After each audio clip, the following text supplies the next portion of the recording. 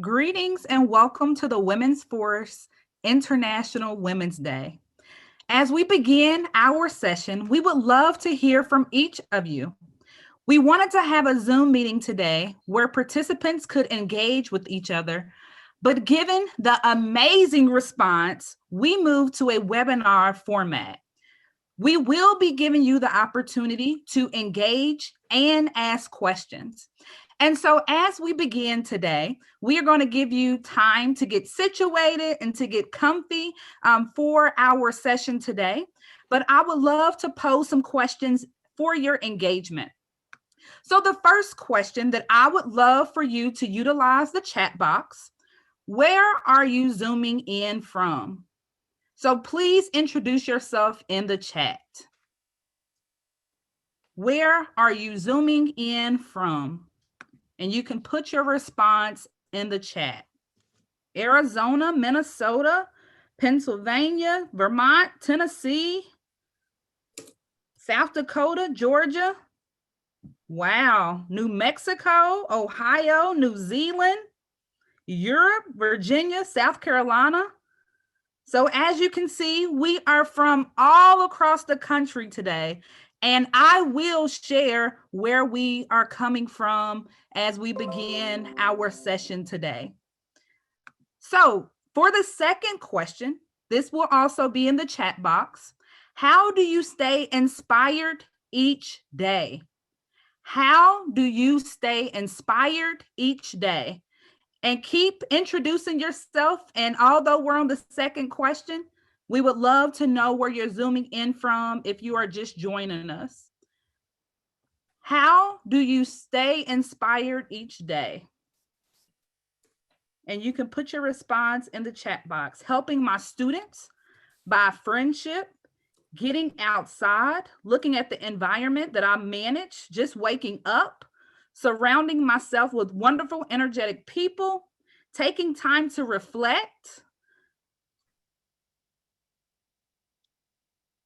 through partnerships, motivated by employees, tapping into the energy of Mother Earth.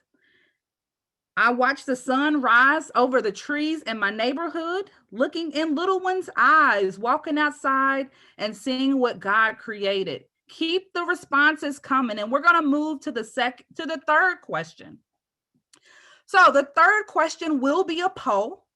And so, Amy, if you don't mind to populate the poll, and we'll get some responses going. So what are you hoping to gain from today's program? So you can choose one or all that apply. Inspiration, knowledge, encouragement, new ideas or ways of thinking, better understanding of the Women's Force Congress, a great sense of community, or other. And if your response is other, you can respond to gain from today's program. And we'll give you about 15 more seconds, and then we will share.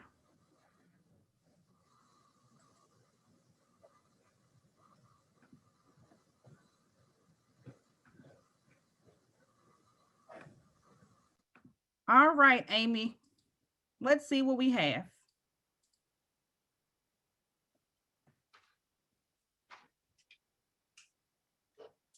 All right, so 71% said to get a better understanding of the Women's Force Congress. We have about 57% that said knowledge, 61% that said inspiration, 36% encouragement, new ideas or ways of thinking, 54%, and a great sense of community, 43%. Thank you all so much for your response. And I will tell you, you will get all of that and more today. And so for our next question, what aspects of a mentoring or networking relationship are most compelling to you? And this will also be a poll. What aspects of a mentoring network relationship are most compelling to you?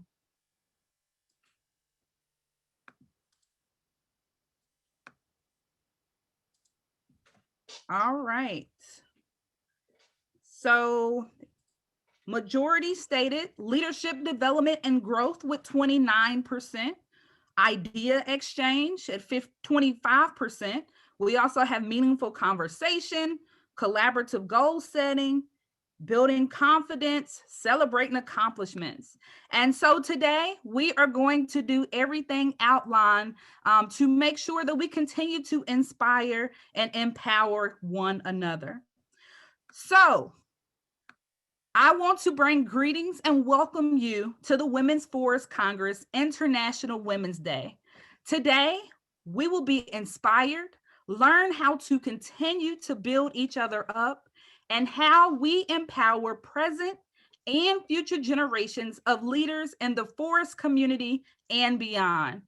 I am Dr. Antomia Farrell. I am the Assistant Dean and Director for Diversity at the University of Kentucky College of Agriculture, Food and Environment, and I am serving as the National Minorities in Agriculture, Natural Resources, and Related Sciences President, also known as Manners. Today, I'm zooming in from Shawnee, Cherokee, Chickasaw, and Osage lands, and known by many today as the state of Kentucky. I have the distinct honor and privilege to serve as the International Women's Day facilitator brought to you by the Women's Forest Congress. So I am going to be vulnerable today and share my story and how I have gotten to where I am today. So on March the 23rd, 2007, I was a hard-headed, stubborn, depressed, stressed, emotionally drained, and was in a very dark place as a first generation college student who had no aspirations to obtain a degree further than a bachelor's degree.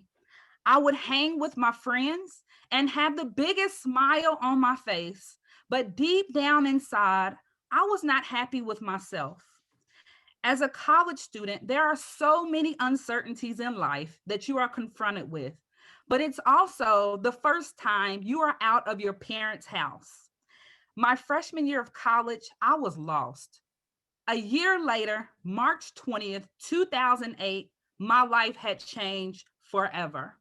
It was the day my mentor knocked on my front door, drove me, you hear me, drove me to the University of Kentucky Student Support Services and demanded that I change my major to agricultural economics. And I'll tell you all, I knew nothing about agricultural economics nor the agriculture industry, but it was something that captured my attention, and so I did. After that knock on the door, I could have refused to change my major, but I was willing to take a chance on the opportunity. I took the first course and loved it. I felt a connection with my professor. Later on that month, I was offered a work study position and went to my first manners meeting. I began to feel like I had a sense of belonging and the world began to open back up for me. I felt like I could breathe and see the light at the end of the tunnel. I immediately joined Manners, earned 3 internships during my collegiate career, and when I graduated, I earned a full-time position as a 4-H youth development educator in the town, how ironically, that my mentor was from. I was a 4-H educator for 3 years, impacting over 20,000 youth in the community, started a junior manners program, introduced youth grades 7 through 12 to the agriculture and related sciences industry. In 2015, I was promoted to the Human Resources Specialist position of UK Cooperative Extension Service, overseeing the internship program that I was a part of during my collegiate career and began to advise the Collegiate Manners chapter. I had a vested interest in enhancing the morale of extension, and that is exactly what I focused on. I obtained my master's and doctorate degree from Murray State University. And remember, I really did not have a idea or even the thought of getting a master's or doctorate. I was happy to be done with my bachelor's degree. But in 2018, my mentor was in my role, my current role that I'm in, and he had gotten an offer at Michigan State. And so I was promoted to the interim director of diversity. And then now currently in the role as the assistant dean and director for diversity, as well as serving as the national manners president. And so I say this because as a young woman of color and being the youngest president to ever run for the national organization, all of the challenges that I went through truly has created me into who I am today. And so for me, it's important for me to be involved in my community and being the change that I want to see through sitting on various boards and serving those in my community. So, why do I tell you my story? Because mentorship is important and powerful. I could have continued to be secluded and live life like I felt on March 23rd, 2007. But I didn't because I had someone that cared about me. My mentor saw something in me that I did not see within myself. And so today, I challenge each of you to have at least one mentor and identify mentees to show them how to navigate through this thing called life. The future is truly in our hands, and mentorship is a necessity. And so today, I am looking forward to facilitating and celebrating International Women's Day with over 621 registrants. You heard that right. 621 registrants that we have present today. All US states are represented today. We have 4 Canadian provinces, 89% from the United States, and 26 countries from around the world. Today, we have a cross section of the forest community from federal, state, and provincial government agencies, academia, conservation, and community organizations, indigenous and tribal individuals. And so representation today is also for forest landowners, forest product manufacturers, and individuals passionate about the future of our forests. This is something to celebrate. This month is Women's History Month, and this month is about honoring the achievements and contributions women have made throughout the world. As we celebrate International Women's Day, let's celebrate the women who have shaped our